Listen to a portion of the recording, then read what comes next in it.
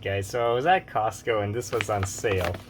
This is Nature's Path Granola, pumpkin seed and flax. Look how big this bag is, it's huge. So, yeah, so I'm going to do a quick taste test for you guys.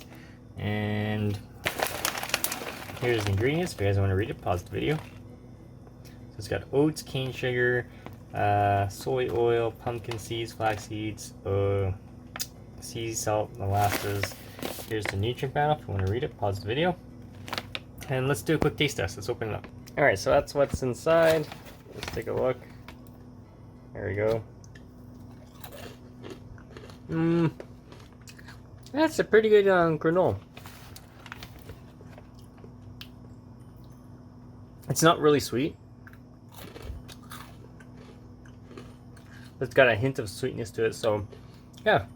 It's not overly sweet, so definitely check it out, guys. If you have any questions, comments, please subscribe to the channel.